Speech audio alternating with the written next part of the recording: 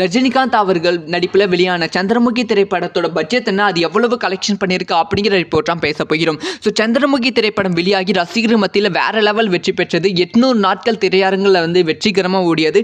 அந்த திரைப்படத்தோட 2வது பாகம் சமீபத்தில் தான் வெளியானது. ஸோ என்னதான் செகண்ட் பார்ட் வந்தாலுமே ஃபர்ஸ்ட் பார்ட் மாதிரி இல்லப்பா அப்படின்னு சொல்லி நிறைய விமர்சனங்கள் சந்திரமுகி படத்து மேலே எழுந்தது. இப்போ சந்திரமுகி திரைப்படம் எவ்வளவு கலெக்ஷன் பண்ணியிருக்கு, அந்த திரைப்படத்தோட பட்ஜெட் என்ன அப்படின்னு தான் பேச போகிறோம். ஸோ சந்திரமுகி திரைப்படம் அப்பயே பெரிய பட்ஜெட்ல எடுக்கப்பட்ட திரைப்படம். அந்த திரைப்படத்துக்கு கிட்டத்தட்ட 20 கோடிக்கு மேல செலவு பண்ணாங்க அப்படின்னு சொல்லப்படுகிறது. அந்த திரைப்படத்தோட ப்ரொமோஷனுக்கு மட்டுமே எக்ஸ்ட்ரா 3 கோடி ரூபாய் செலவு பண்ணாங்க அப்படின்னு சொல்லப்படுகிறது.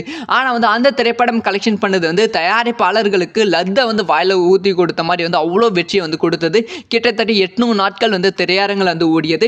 கிட்டத்தட்ட 80 இருந்து 90 கோடிக்கு மேல 2003 சந்திரமுகி திரைப்படம் கலெக்ஷன் பண்ணது. இது பெரும் சாதனையா ரஜினி ரசிகர்கள் கொண்டாடுறாங்க. தயாரிப்பு நிறுவனத்துக்கு இது மிகப்பெரிய வெற்றி தொகையா இன்ன வரைக்கும் கொண்டாடப்பட்டு கொண்டு வருகிறது.